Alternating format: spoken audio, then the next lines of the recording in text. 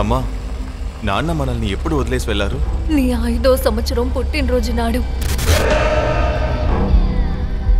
ఈ పర్షియన్ కవి రోమియో తెలుసా నీకు? ఆయన ఒక విషయం చెప్తారు, మనిషిలో ఒక మార్పు రావాలంటే దానికి వాడు గాయపడి ఉండాలని చెప్తాడు.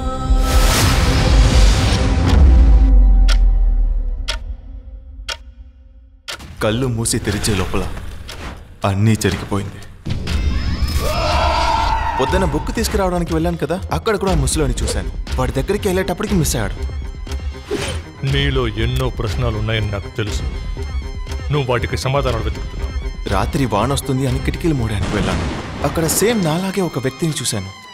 నీలా ఉన్న ఇంకోడు ఉన్నాడని అనుకుందాం, కానీ వాడికి మన పర్సనల్ విషయాలు ఎలా తెలుసు? ఒక ఎక్స్పెరిమెంట్ చేయడానికి నేను వెతుక్కుంటూ వచ్చినట్టు అయింది ప్రభా. ఆ ముసలోడు వీడు చేరుకోనే నా జీవితాన్ని అయితే నాశనం చేస్తున్నారు. పిచ్చోడ్లా మాట్లాడుతున్నావు అప్పు, సీరియస్లీ. ప్రేమించిన అమ్మాయి నన్ను అర్థం చేసుకోకపోతే మిగతా వాళ్ళు ఎలా అర్థం చేసుకుంటారు? కన్నుల ముందే కోరిక పండే మనసేత. నా పేరు అరివు, నేను మైసూర్ నుంచి వస్తున్నాను. ఏంటి అరివా? ఈ పేరు చాలా డిఫరెంట్గా ఉంది. మీకు ఈ ఊరితో ఏదో ఒక జన్మలో ఏదో ఒక సంబంధం ఉంది, అందుకే మిమ్మల్ని ఊరు వదలట్లేదు. పోయినసారి మేము దసరాలకి వెళ్ళాం. చాలా మంది ఉన్నారు తెలుసా, సరిగ్గా అసలు చూడలేకపోయాం.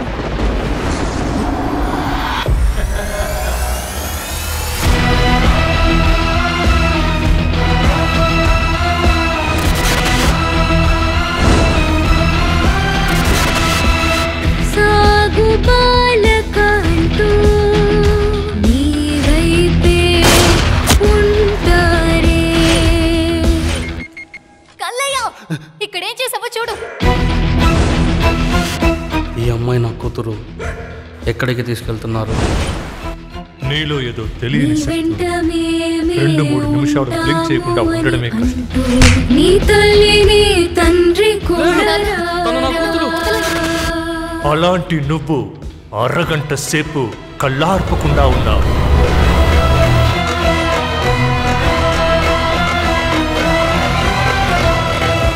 శాస్త్రి గారు, టైం ట్రావెల్ చేయగలమా? నాలుగు గోడలే నాలోకమేనని బతికినవే. నాలుగు గోడలే నాలోకమేనని బతికినవే. కొన్ని ప్రశ్నలకి సమాధానం దొరకకుండా ఉండడమే మంచిది.